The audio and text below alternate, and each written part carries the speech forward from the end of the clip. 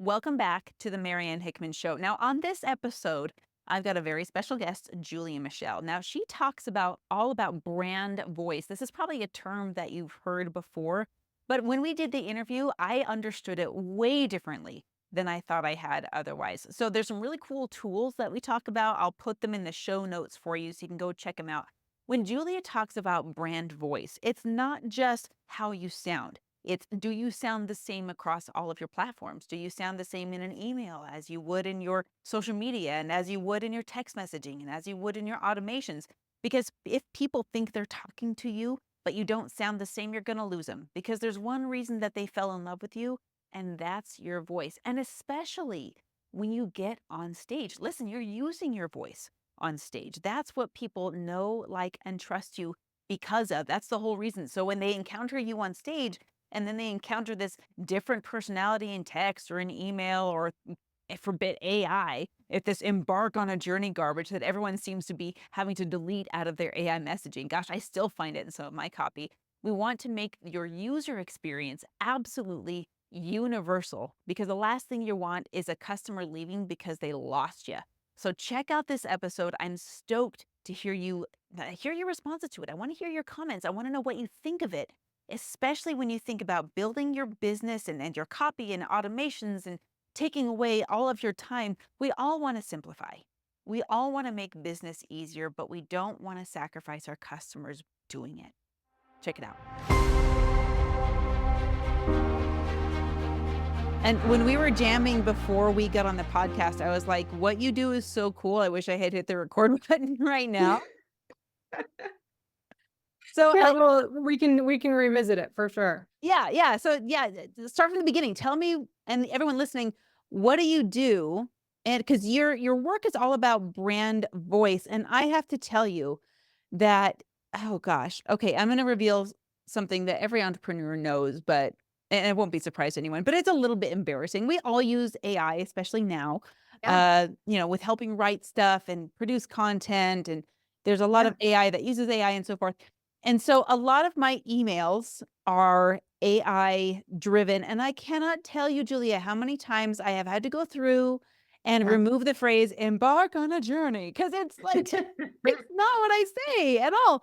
And AI can learn wrong. And if it learns my Yeah. voice wrong, I read the emails and I don't even like them. And I don't want that to Yeah. happen. So tell us what you do. Yeah. So my title that I've given myself basically is a brand voice specialist or brand voice consultant. And so what it means is that I basically come into companies and I don't work as like a long-term employee. I mean, I guess sometimes I could, but it's more of that consulting. So the companies know what they're good at, right? The people who are running those companies know what they do. They're good at what they do. And really what I help with is putting that into words. So really looking at what their voice is in their branding. So not anything to do with colors or logos or anything like that, just the content. So what are you writing and how are you saying it? So things like exactly what you said of the like embark on a journey is something that we're seeing a lot with the rise of AI, where people are able to use it to get content really quickly, but it doesn't necessarily sound like them. And what I do with brand voice is use a framework that lets you measure your brand voice. So you don't just have to guess and go, something about this sounds off, but I can't really pinpoint what. And more importantly, I can't pinpoint how to fix it. you know, what I help them do is basically document and measure their brand voice in a way that whether they're using a copywriter, whether they're using AI, whether they're just, spitballing, they're able to look at their words, tone, cadence, and style and actually know what to tweak and how to write the way that they want to sound. So something like certain phrases would fall under words. So certain vocabulary choices, right? It's really specific. And it's interesting that with the rise of AI, we're seeing these kind of coined phrases now that you're like, ooh, that's definitely AI, which is too bad because a lot of people genuinely used those phrases before AI came along and just kind of, stole them all. So we're having to kind of rethink the language that we're using because even if you were to genuinely say something as a person, if it's one of those AI phrases now, you're going to get dinged for it. Yep. So words being one of those 4 categories, it lets you look at this through kind of a more scientific lens and really understand what is I'm going so on with sorry. your voice. Bless you. I tried to hold that in. Speaking of voice, say that again. I don't want the viewers to miss it. That's right. Oh, yeah, let me turn off my air conditioner. Come on, we got all sorts of things. I Um, just ordered a parasite test because my one of my clients tells me that allergies come from parasites, so I'm waiting on the results back so this goes away. I'm sorry if oh, it happens goodness. again. That's fine. It's the season for it. Yeah. Oh, Um, but yeah, being able to measure your voice because we all intuitively know that something sounds off, or we intuitively know, this is in line with this brand, or like this is this company, but it's really hard to measure it. And if you can't measure it, you can't replicate it consistently. So that's the really cool part of being able to actually break down what your brand voice is and looking at those 4 components. It gives you the control back of going, okay, whether I'm using AI, whether I'm working with a copywriter or marketer, whoever it is that's coming into my business and helping me with this, you actually now have a set of tools to get the voice that you want every time.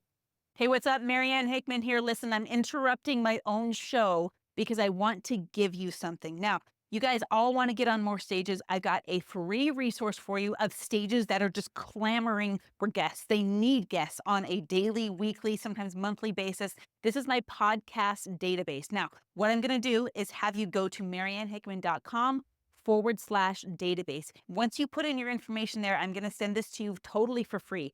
Open up this database. You're going to click through it, find the next podcast that's relevant to your topic, hit the application button, show up on their podcast, get in front of their people, and share your content. Remember, mariannehickman.com/database. Let's get you unlocked. Okay, so you talked about 4 different steps. I want to ask about those in a minute, but I also Yeah. want to get this feel because most of the AI utilization comes through ChatGPT. It's very common, it's open source, it's free. Yeah. I use it to help people.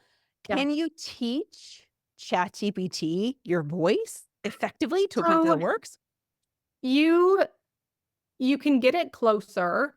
I've played around with kind of giving it prompts in terms of the measurable aspects, right? Of like average sentence length or use of emojis, things like that. I'm sure it's getting better at it. When I tried this a few months ago, it was still pretty inconsistent, even when I gave it really measurable instructions, like write at a grade 6 level or don't make your sentences longer than 20. Like it still kind of went off the rails. And I was like, oh, well, that's not super helpful. But uh, I'm sure it's getting better with those elements. Where it seems to really still struggle is the nuance of tone.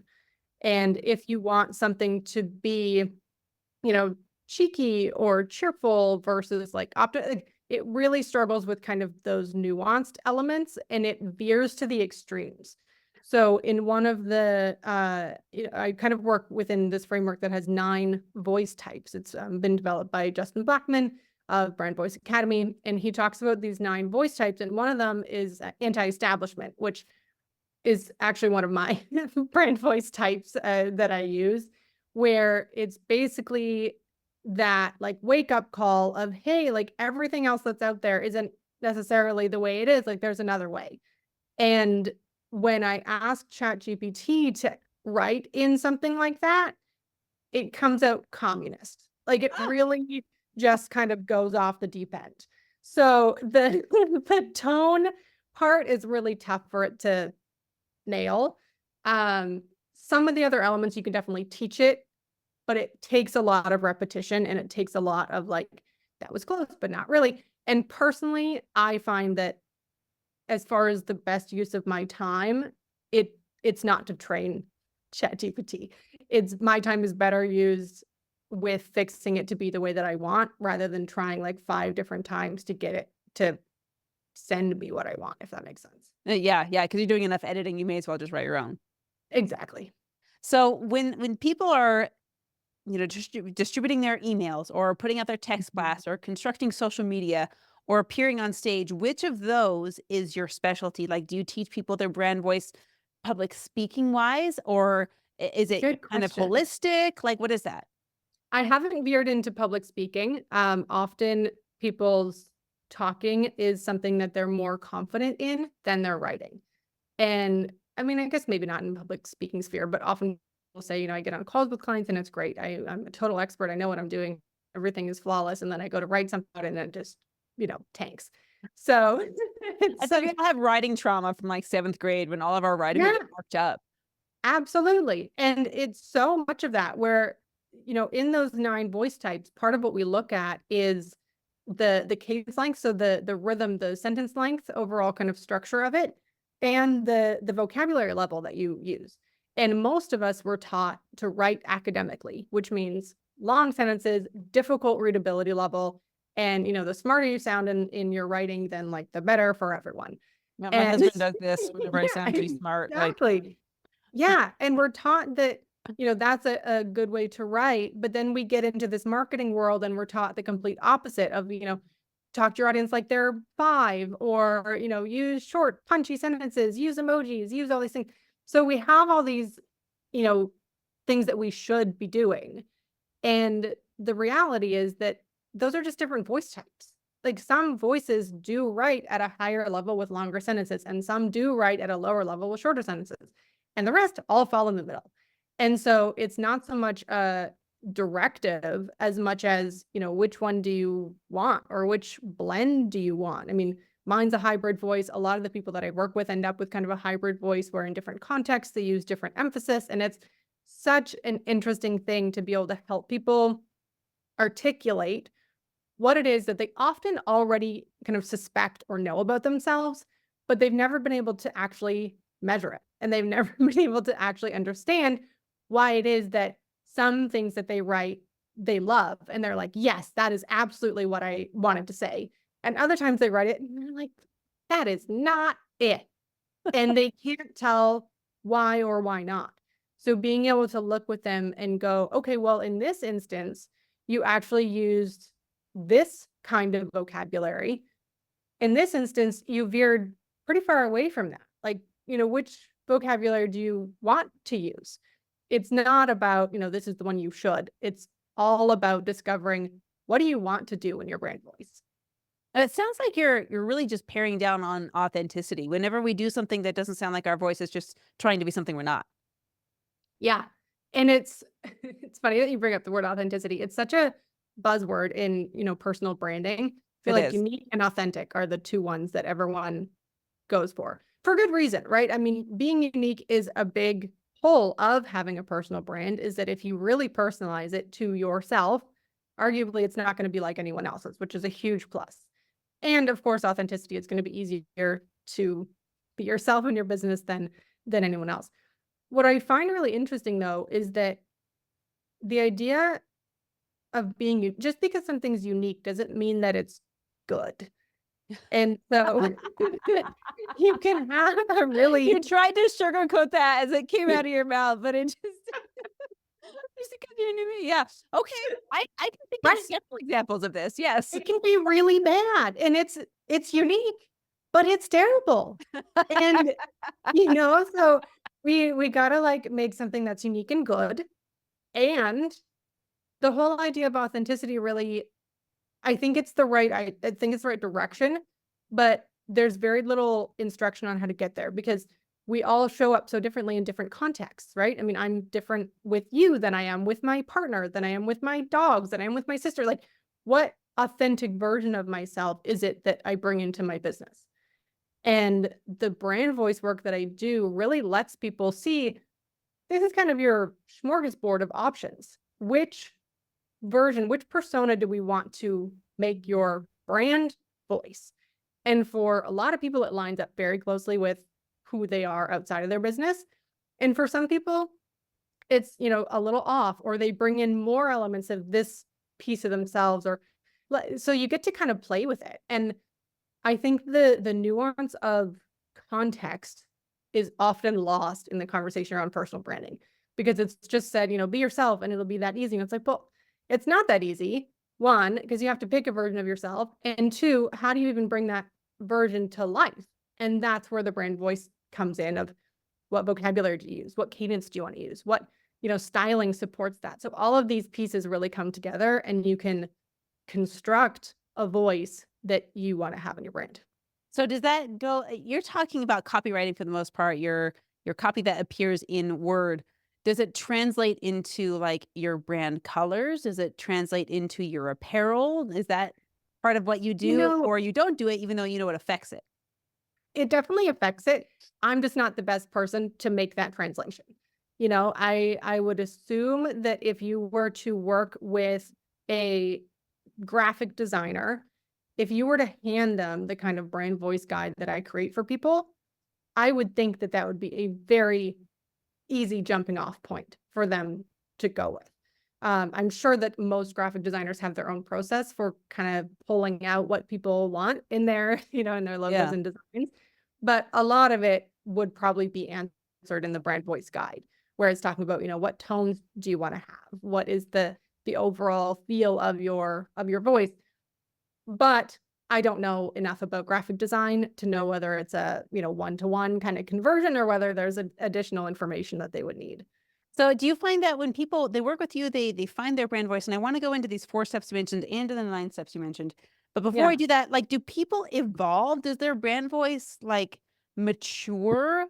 Are they having, like, the equivalent of, like, voice cracks and vocal changes, you know? Like, because every little boy's voices change when they're 12 or something like that, you know? Like, does that happen in your brand?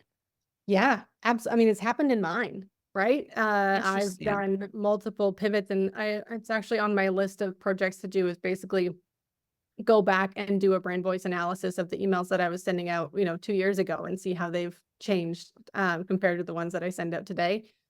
And it's something where a lot of the people that I work with are in kind of that pivotal part of their business where they're either wanting to, scale up, they're wanting to continue doing what they have been doing, but bigger. They're wanting to be bolder, they're wanting to be louder, they're wanting to do more of it, or they're wanting to kind of go in a bit of a different direction of maybe they were following kind of the like shoulds of whatever last mentor they worked with, and now they've done it on their own for long enough and they're like, you know what? I kind of do things differently than how I was taught, and I really want to lean into the way that I do things and the way I say things, and they wanna make that pivot. So, it's something where because it's measurable, you can track that evolution. So, you can actually see, "Oh, I'm changing my language," or, "Oh, I'm actually leaning more into that anti-establishment voice that maybe was just, like, a little bit of a sprinkle before," right? So, you can track the different elements of it and know what to change. If you do evolve your brand or you do make a pivot and you go, "I want to be more accessible to my audience, and I wanna have, a broader readership." Okay, then, like, let's look at the language that you're choosing. Let's look at the cadence. How does that change the tone, right? Is that in line with what you're wanting? So, you can actually measure what you wanna change instead of, again, just kind of, like, letting it happen and seeing how it all comes together. I'm really excited about this idea because I love like, the architect in me loves measurables, so I can tell how close I am to Yeah, something, I can see what needs to change. yeah. So, but I'm stuck on these numbers because again, the architect in me wants to know. So you talked about 4 different, I think, categories of you've got your words, you've got your tone. What were those for? How do you distinguish them from each other? Yeah, so those are the 4 elements that I measure in a brand voice. So words, tone, cadence, and style. Words is very straightforward. It's the vocabulary that you choose. And for a lot of people, it's influenced by more things than you would imagine. It's Yeah. influenced by where you grew up, by, I'm Canadian, so I have like a Canadian accent even in my writing. I write things with a U and I would say a like there's weird things I say garbage. So like all of those accent pieces that come through in my verbal language also come through in my writing. You can tell that I'm Canadian if you look at my like my writing, or British. I guess you might think I'm British, but it's there. So even, regionalisms in the States come through of what do you call, running shoes? Are they sneakers? Are they those different things come through in your language choices. So the words that you're using are really important. And if you were to replace them with different words, it would be a different voice. You know, I So saw that on a I was watching a documentary about how the states got their shapes, and it was, like, mostly a historical thing, but they went into that, and they said there are invisible boundaries. yeah. They're not political. their language and dialect boundaries, and they Yeah. said they were trying to figure out what caused the line to occur in these boundaries, and they said it most closely matched with school districts. Oh, interesting. Isn't that crazy? Like, the kids that you're surrounding yourself Yeah. with are Right. where you get a Influence. lot of your language, your words. Yeah, that makes sense. So, okay, so you've got words, which again, straightforward, it's what you see, but, Right. talk to me about tone, because for me, tone is very difficult to distinguish when it's in written language, unless I'm Yes. using an emoji. So tell me what you mean by that. Interesting. So tone, I would argue, is the one that you classically get in a brand voice guide. So um the the ones that always make me chuckle are brand voice guides that tell people that their brand voice is friendly and professional, which is, I mean, probably true, but also very not helpful. It's so And vanilla. it's so vanilla. Yeah. And unless you're, like, really leaning into one of the extremes, it's probably gonna be true. So it doesn't help with anything. But what's interesting is that the tone is where I start with people. So I get in a call with my clients for about 2 hours. We go through an extensive list of tone words and really pare down what are the top ones that you want to represent your brand. And what's interesting is that usually with the guides that I see, even if they've branched out from friendly and professional, they usually still do about a list of, 3 or 4 words, and that's it. And what's fascinating to me on these calls is every time I go through these tone words with people, their interpretation of different words is different. And people have such different reactions to words that really, if you were to give 10 copywriters a voice guide that says you're friendly and professional, you're going to get 10 different voices, right? Like that is not going to help them write like you. So while we start with the tone, we get a lot more nuanced than just listing the tone words, right? It's a 2 hour call. You're going to give me some dirt on what exactly these words mean to you. And that is all going to go in the guide.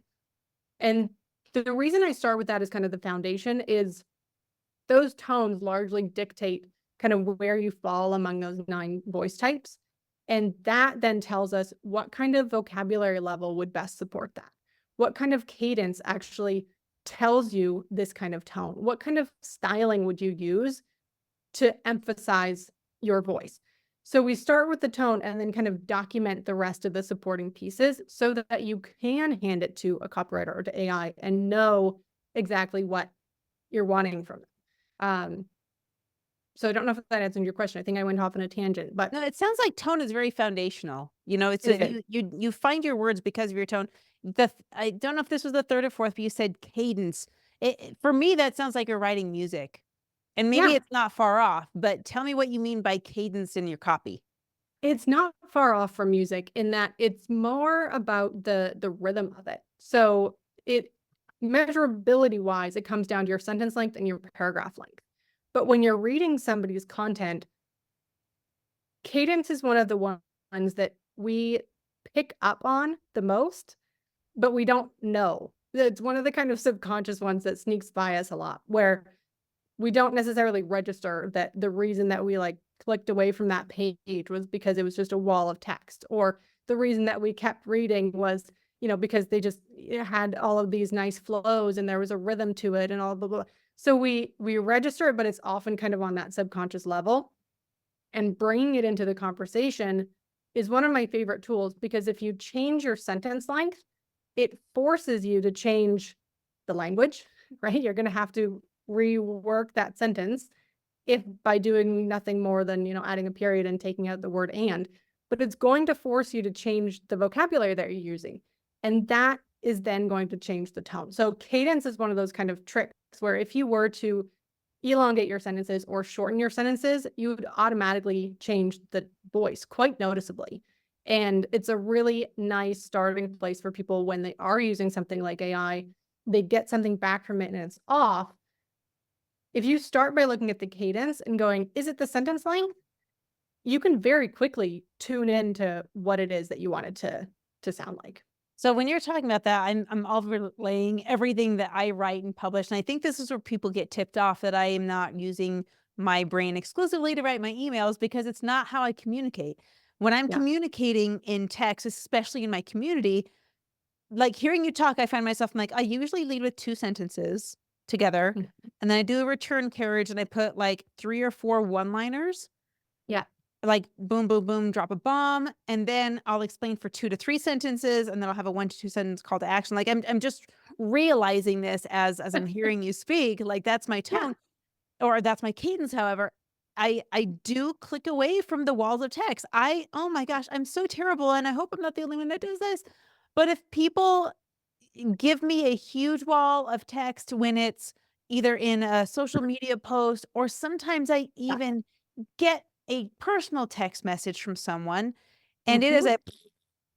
a that's what I feel like, and I feel Yeah. like a terrible person because I'm like, "Can you make this succinct for me? Can you That's right. number the bullet points? Throw in a paragraph break for me. Please, like Yeah. TLDR, I honestly didn't read this. I need you to tell me in 10 seconds." And I feel awful, but I always Mhm. appreciate the ability to use less to say more.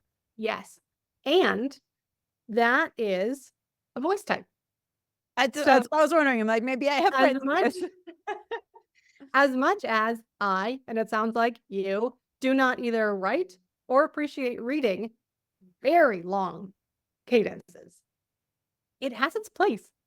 And this is what really kills me about all of the, best practices is I think there are some best practices, but generally there's a lot of wiggle room in what is a viable brand voice. And, there are Tiffany's is an example that I often use. If you go to Tiffany's website and measure what they're doing with their vocabulary level and their cadence, it is dense. It is like postgraduate level vocabulary and it is walls of text. And I mean, I don't think anyone would argue that like Tiffany's is hurting for brand recognition. Like it's it's a very valuable option. It's just not my brand voice. It's not a lot of people's brand voice, but it's those kinds of things that we often fall into from that more kind of academic background that we were talking about. And then we go like, why am I not sounding the way that I want to? I have to write this way, but it's not how I want to write. And it's like this complete struggle. And you don't have to do anything. So there was the first 3. There was the tone, the, Yeah, cadence, works on cadence and the and words. style. What was the last one? So style. Style. Okay, tell me how style is different. So styling is one that a lot of people separate, and there are style guides, right? I mean, APA, MLA, like all of those ones that we did grow up with academically, those are all style guides, right? That tell you how to break paragraphs, how many, spots to put whatever sentence to dash, blah, blah, blah. Oh, okay, like the Oxford comma and the quotation marks. Yes. Okay. Yes. So there are standardized style guides, but what's interesting is that we've all developed really strong opinions about these things. Oh my And gosh, I hated diagramming sentences. I was like, "Really? I'm never gonna use this." yeah. So what's fun is that in your brand voice, you get to decide what you do. So you don't have to follow any style guide. And this is why I include it in people's voices because if you take a piece of marketing that is identical in its words, tone, and cadence, so if you're not changing anything about the writing, the paragraph, whatever, it's all identical. But you were to change some of the styling of you add an exclamation point, or you add a bolded section, or you put some words in all caps, you're going to change it.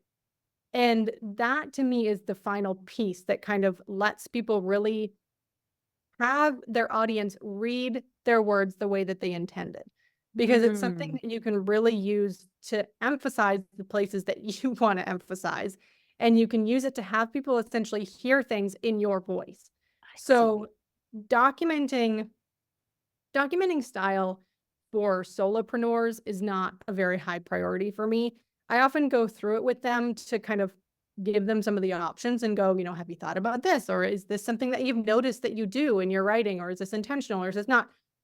But if you're writing your own stuff, you're going to catch your own stylistic preferences, right? I mean, for me, I caught it the other day. I was editing one of my student stuff and I use the M dashes, the longer ones, and she uses the N dashes, the shorter ones. And I was going through her stuff and like changing her dashes. And then I was like, no, this isn't mine, this is yours. So it's like you'll write in your own style, but if you're handing it off to anyone, documenting your stylistic preferences will save you so much editing because it's all of those things that you change, every time you get a document back and you're like, "God, this should be bolded or this should whatever." You can document that. Like you can measure it and you can tell someone to do that. So Oh. it's really helpful for people who have outsourced their voice to document their stylistic preferences. And even for solopreneurs who haven't outsourced it, again, just changing something from ChatGPT, right? If you were to add a dash, or if you were to add an exclamation point or take away an exclamation point, given ChatGPT's propensity for enthusiasm. But it's those kinds of things that let you change it. But yeah, I love that you said propensity for enthusiasm because I wonder sometimes how my texts are received because I have the same propensity for enthusiasm, and I mean it in a very friendly way, but now I kind of wonder if people think I'm yelling at them. I don't know. Right? I saw a funny thing that was like this email structure that's, like this first sentence has an exclamation point to let you know that I'm excited. This second one is a period to let you know I'm not crazy. And it's like, yeah, we all go through this process of limiting our exclamation points, right? So it's like the right level of enthusiasm. Yeah. That's But hilarious. yeah, I think I've that's seen that. that's a voice choice. And Okay, so again, the style yeah. is like your formatting in a way, like which Mhm. dashes you use, where Exactly. do okay, your ellipses, your bolds, your italics, underlines, all that fun stuff. Yes. Because I still think about that. When I'm writing, I'm like, "Oh, I need to put the book name underlined, and if it's not and I need to capitalize blah, blah, blah." Oh my gosh, Miss Wilson, you have stayed in my brain. Love you. She also put me on stage for the first time, so I will honor that. So, There you okay, go. you talked about these 9 voice types. What are they? Yeah. Oh, sure. Well, I should know them off the top of my head, but I wanna make sure that I'm not 9 is a missing any. lot. So, I mean, I don't even memorize phone numbers, and that's 10, let me so pull them up here. And I forget if you're gonna have a link with this or not, but there's the reason that I was using ChatGPT and playing around with how well it could follow voice directions was I was writing this document where I wrote what is essentially the same email, but I wrote it in the 9 different voices, so you can actually see, Oh. what the difference is. And so after I wrote mine, I measured it and then told ChatGPT to follow those measurements, and it like I said, it hit some of them better than others, but the tone was really, really tough for it to, uh, to get the right one. So, Okay, uh, and you said you had I remember we talked before, you had a giveaway. Is this the one that you're making available to everybody? yeah, Okay, yeah, so so that's gonna be in every the link in the description. You guys make sure you check that out, when we're yeah. wrapped up here. But I wanna hear these 9 because I think you probably have a direction of what you think my brand voice is just based on our conversation. I'm curious what the big reveal is gonna be. Yeah, let me see. And I also wanna know this because while you're looking for that, I talk a lot about personas, and this is information that's been around since 600 BC. This is not mine. This is not new. Carol Tuttle has done her version of this. Sherry Tree has done her version of this. There's the color code, the cardinal directions, Avatar: The Last Airbender, all of these things that Mm, basically describe what Hippocrates found 4 years ago, 600 BC, a long time ago, is that yeah, there are 4 basic um personas of mm, people. You've got your 1, 2, 3, 4s, whatever it is. yeah, Essentially, you've got your warriors who are like charged to the wind, right? You've got your architects that are, I'm going to blueprint everything and I can't move unless I have a plan. And then you've got your healers that are all about connection. And then you've got your visionaries who are constantly thinking of new ideas but never have execution. yeah. So, do these 9 voice styles Mm, mm. fall within that or follow that in any way? Because there's more of them. I'm just, like, curious, do they lean that direction? Yeah, that's a good question. There are definitely some that I could pretty easily put into those categories. And then there are others that I would say are probably somewhere in the middle. Um, or not necessarily in the middle, but not as squarely in those 4 categories. So I've got the 9 pulled up here. Yeah, tell And me. there are 3 different kind of umbrellas. We talk about voices of accessibility that are really those kind of down to earth, really easy, accessible voices. We talk about voices of authority that lead with their expertise, right? They're more, they know best and they're telling you what they know. And then we talk about voices of outlook that really come from how they see the world, that they're showing or sharing their outlook. So it's interesting that you talked about those 4 categories. Those are kind of the 3 that these 9 voices fall under. And so the ones of, accessibility are friend at the bar, which is, just what you would expect. It's a lot of, like, storytelling. It's a lot of, sharing their experiences, but not in a, "You should do this" kind of way, right? It's it's just that having a beer with a friend or having a coffee with a friend, like, talking with them. So it's very relatable. It makes sense that that's a voice of accessibility. Mm. The second one of that category is called yogi, which is more, I see it a lot with, coaches that are doing more of kind of the, it's not genetic codes, that's the wrong word. It's like the astrology, the I can't think of the word of it right now, but it's much more kind of transformational. It's much more about the experience and the outcome than about how you get there, right? So Mhm. it's much less detail focused and more transformation It sounds focused. like ethereal Yes. kind of a thing. Okay. Mhm. The other one that's in accessibility is called learning as we go. And it's not one that I see all that often. It it always makes me smile when I do see it, but it's it's not a super common one. But that one is exactly what it sounds, where it's someone who's taking you along on their journey. And I think part of the reason why we don't see it very often is a lot of people, you were asking about evolution of voices, a lot of people start in the learning as we go, but then they learn and they become an expert. And so it doesn't Mm. make sense for them to keep going in the learning as we go voice. They they do actually end up evolving into one of those voices of authority where they're sharing now what they learned. So Interesting. it's one that some, I can't think of one off the top of my head. Some brands do maintain it for longer, but often it's a kind of, this is your starting point, and then as you learn, you go into one of the voices of authority. Well, I'm glad that you talked about that because Hormozy talks about this a lot. I don't know if he's using your kit or even knows about these, but when he talked about building his school community, he said you can build a community based on your authority. You can teach what you know. You can build your community based on other people's authority. You can have them teach what they know, and you can just be Yeah. the ground for it. Or you can do this what you're calling the learn as you go. As I'm doing this, do this with me. And I have Yes. found that I just recently did this, like ended yesterday. I said, "I'm gonna do a 30-day challenge. Do it with me. Let's see what happens." And, like, I kid you not, today I just finished writing my script for a YouTube video to say, "Here's what I learned." So anyone that didn't come with me on that 30 days, now I'm no longer the done with you. I'm Right. now at a chapter ahead. I have a level of expertise in this. So that's fascinating about watching the growth of the voice. Yeah. And it's something that, again, in terms of these kind of measurable aspects, learning as we go falls pretty low on the vocabulary level. It usually uses quite accessible language, which makes sense, but it's usually quite long in its sentences. And it's, when you see it, it makes sense. Where when you're learning something, you often don't have the way to articulate it concisely, right? You're still figuring it out. Yeah. So it makes sense that you're writing in these longer sentences. Yeah, you're And not breaking it often, down yet. You don't know. right, you don't know. You don't know what you can like take out and what you have to leave in. And so you end up with these more kind of really easy to read. Like they're often really compelling brands, right? Because we all love seeing people learn as they go Yeah, and it's we be don't know how it's gonna end yet. right.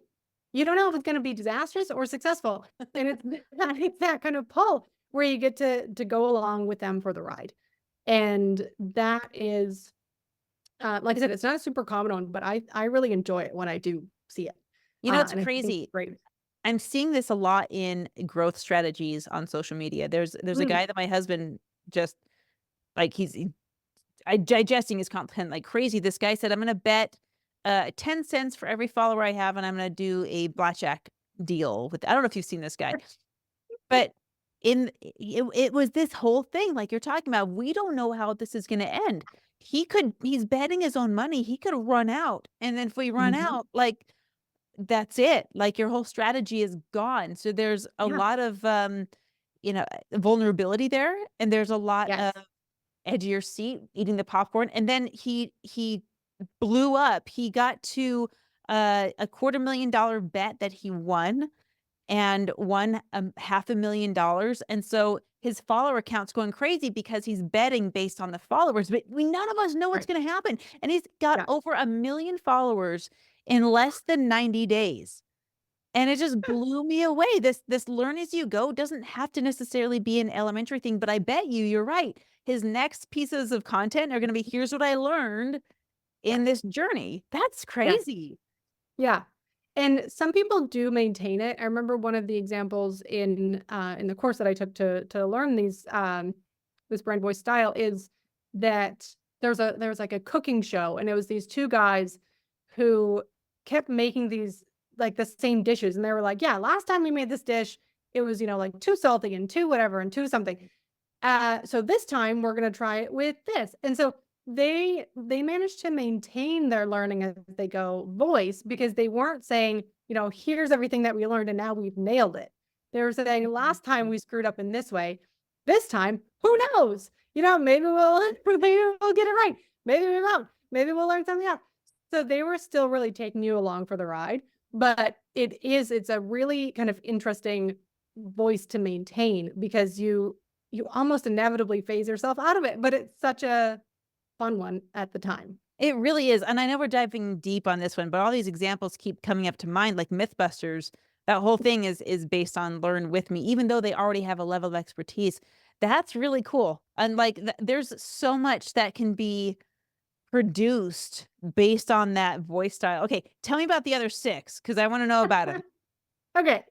So, let's go. We did voices of accessibility, voices of authority, voice of God is maybe the like purest voice of authority.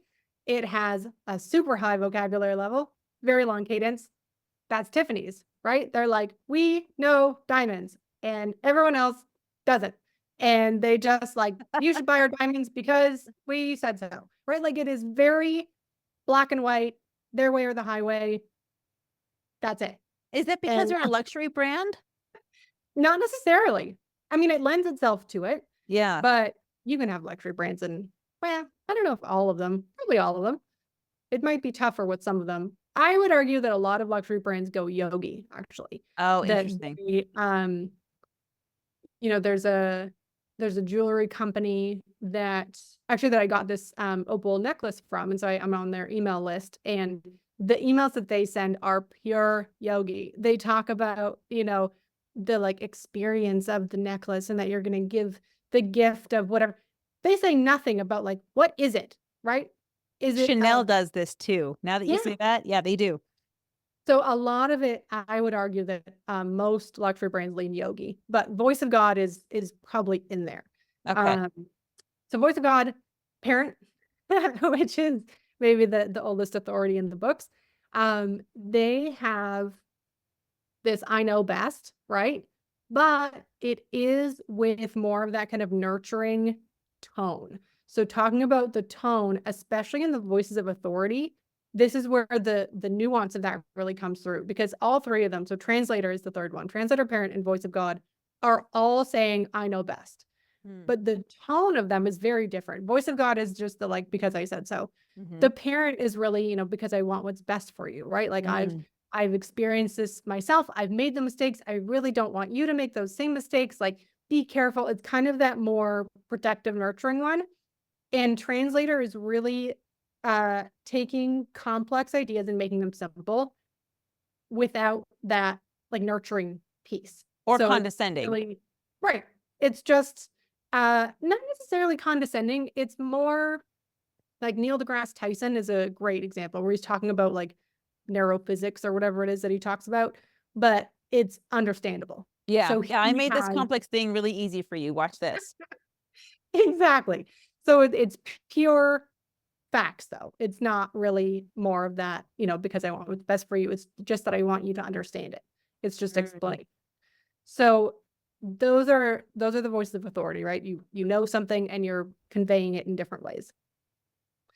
Voices of outlook are eternal optimist, which is Marie Forleo was like the poster child for eternal optimist. If everything is figure outable, right? That's her outlook on life. So that's not her leading with her expertise. That's not her leading with her accessibility. That's just how she sees the world, right? That everything is figure outable. And eternal optimist, if I had to pick a voice that most closely follows the like direct response copywriting best practices, it's this one. It's like short, happy sentences, lots of emojis, lots of exclamation points, like rah, rah, rah, super exciting. But it's a voice type. So the idea that everyone and all of us have to write in that voice is silly. So that's Eternal Optimist. Anti-establishment, we come to my personal favorite. I have a weird blend. I have a blend of anti-establishment and friend of the bar, which don't actually overlap. So it causes some interesting things in my in my content because That actually a sounds lot really of cool, voices, though. yeah, It's it's like, don't we fun and want you this get to together?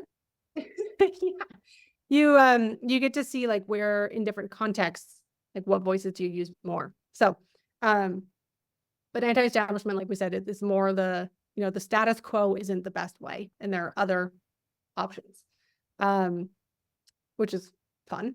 Again, that's the outlook, right? That like I see the world as just because something is the way that it's always been done doesn't mean that that should be the way that you keep doing it. Right. And that comes through pretty strongly in a lot of things that I do in my business. Uh, the last one of outlook, it's been called a few different things, but we call it underdog right now. And it is another one that I don't see very often.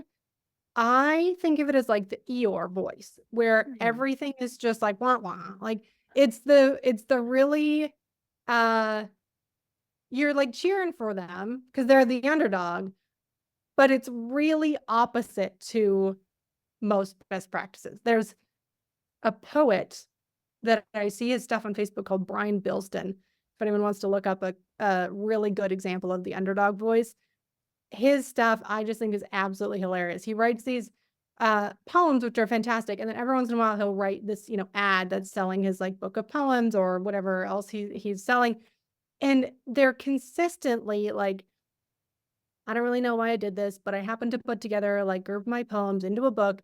And if for whatever reason you wanted to go and like buy one for somebody, then I guess you could like it's that, right? And it's so counter to everything that we're told in copywriting, but I find it absolutely enjoyable. So it's again, it's kind of that rare one that you don't see very often, but I always enjoy it when I do. Oh, okay, so I follow he's a comic artist, writer, Yeah. and he uses this style in his comics all the time, and it's part satirical, and it's part Yeah. pensive, and it's part oh, I think based on what you're describing, it's the Eeyore combined with the anti-establishment, like, almost in a way to say the establishment, it has it wrong, and unless we open our eyes, we're gonna be stuck this way. Yeah. But let's just complain about it. And it tends to resonate, but it is, I guess, what you're telling me is, like, it's an effective marketing style for those people. But if Yeah. you're I mean, if I were to use that, people are like, "Who hijacked your email?" Right. Exactly. Like, who is this person? Yeah. Yeah. And those are the pieces that, on these calls that I do where people are choosing the tone words that they want to include in their brand. It's so interesting to me because there are, there are words that people have such a strong reaction to that are either like a yes or a no. And I've had them go both ways, right? Like I get on calls with clients and they're like, absolutely, this is a yes. Like, who would ever have a brand voice that's not this? And other people get on and they're like, who on earth would ever pick this? And you're like, well, you know, there are all the options out there. And it's really cool to see how it comes together for people where they they didn't necessarily know that they had so many choices or that there were ways to back up the tones that they wanted with things like their sentence like and the vocabulary that they're using. Because so often we get stuck in kind of either of those two extremes, right? We either go to that kind of academic writing, which is like really far in the high vocabulary long sentence, or we fall into that like eternal optimist where we're like, this is best practices for copywriting and we got to be short and happy and easy to understand. And if you land in any gray area that's not those extremes, both of those are really uncomfortable. And you end up kind of running this business where you're like, who is this? Like this isn't me. This isn't what I want to sound like. This isn't the message that I want to have. And, it causes all sorts of problems from you not being really happy in your business to you attracting clients that then think that that is you and then run into who you actually are. And you're like, oh, well, that wasn't a great fit. So like, all of those downstream issues can just be fixed. Like you don't have to write in either of those extremes. We can find the gray area. So do you find that people will see this map and pick their brand voice, or do you find more that they want to be told what their brand voice is and have permission? Mm, great question. I think there is a big part of it that is permission. I think a lot of people think that the way that they want to write is wrong. And sometimes it's that they can't figure out how to write the way they want, right? They kind of end up falling into these two extremes. And other times it is that they can, sometimes they've written things and they're like, I nailed it, but they don't feel like they have permission to actually, use it. So I think it's some of both. When I go through the calls with people, we go through the tones and they don't know where the tones are leading. I don't have the map up in front of me. We don't look at the 9 voice types. We just go through the tones. And once we've gone through all of them, I pull up a blank version of this map where you can see them kind of charted out on the different vocabulary levels and cadence. And I'll often ask people, I'll explain what this is and go, where do you think you would fall, right? Which of these circles do you think you write in as far as your vocabulary level and your cadence? And most people are pretty close. Some people will pick the one that they have been using. And when I actually go through their tones with them and go, from what you've told me, you would actually fall closer to here. Mm. Most of the time they say, that's what I wanted to say, but I actually, I've been over here. And you're like, yeah, well, the great thing is we can stop doing this and actually come over here to where you've wanted to be. And it is that permission piece, right? Where they're like, well, I've been doing this for so long because this is the way that so and so told me I should, or that, I was, and it's not them. Oh, wow. And that sounds like a deeper ish. Like when I run into people who are feeling inauthentic or they're trying to be someone that they're not or they think they have to, now it becomes a mindset. I don't want to say issue, but an opportunity sounds like an MLM, but it becomes a mindset identifier to Yeah. saying there's some neuro-linguistic reprogramming that gets to be done because you are writing in a voice that is essentially not yours. Maybe it's your Yeah. mom talking through you. Maybe it's your third Right. grade teacher talking through you because you got too much red ink on a paper when you were in fourth grade. Like it, Yeah. who knows? Yeah. No, the calls end up being, someone described them as like part video game, part like marketing and part therapy. And I was like, yeah, that's pretty accurate. Okay. It's very we're like moving things around. There's like colored boxes and then you just end up crying. So it's Oh, like okay. it's the whole gamut. Yeah. That sounds really cool. How do people find you? How do people get a hold of you? How do they step into your world? We've got your free gift. It's in the description. Where do people find you? Yeah, so, juliamichelleagency.com is my website. I'm also on Facebook as Julia Michelle, and I am happy, people send me emails, we can get on a call, whatever is easiest for people. I know a lot of, people are burnt out on on Zoom, so I'm happy to answer questions over email, and it's on my website, but it's also just julia@juliamichelleagency.com. So, any way that people prefer, those are probably the best options to get a hold of me. Oh, awesome. Okay, we'll put all of that, including your email, in the description for this. I am so excited to see what happens with this. I have so many people that are looking on getting on stages. They either on stages, they want to grow their expertise. Most of them want to create businesses out of it. And so for Yeah. if you're on stage and if you're presenting your message, I would highly recommend getting with Julia to make sure that written message reflects what people fall in love with on stage. So Yeah. friends, thank you for being with us on this episode of the Marianne Hickman Show, and we'll see you next time. Thanks for watching this episode of the Marianne Hickman Show, or if you're listening, thank you for listening. I love hearing from you. Whatever comments you have or questions, throw them in the platform. Don't do it while you're driving, but throw them in the platform wherever you're at, or if you're in my communities, just throw your questions and comments in there. If you found this valuable, if you had questions, that's what that's for. When we're going to put this tool in the show notes, I thought it was really cool. It's verbatim.voicebrandacademy.com. I started using this tool as soon as Julia told me about it. So I plugged in my website, I plugged in my emails, all the text copy and stuff, and I saw where they were mismatching and where like the grade reading average level of the complexity of my website was way overdone. I'm way too complicated and intellectual sounding on the website, and that's just not how I communicate. Although my husband would probably disagree with you because I use apparently you should see his face right now. I use these words that I think are perfect, but they're like so over people's heads sometimes that I need to simplify. Sometimes we use big words to sound more photosynthesis, right? So here's the thing I want you to do. I want you to go to the podcast database. I want you to have access to those podcasts. Use your voice to deliver your message because your voice across your text, across your email, and most importantly, on those stages is what's going to add the most value to your audience and help you grow your business the most. So if you don't already have access to the podcast database, go get it right now. Here's how to do it. Go ahead and text the word podcast to 801-509-5495. Or if you're just listening, go to mariannehickman.com/database. You can get that when you get to a computer and go get that podcast. Go download it.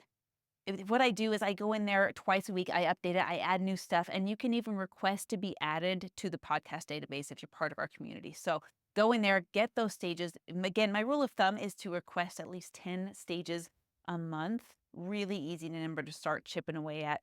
Good luck, and I'll see you on the stage.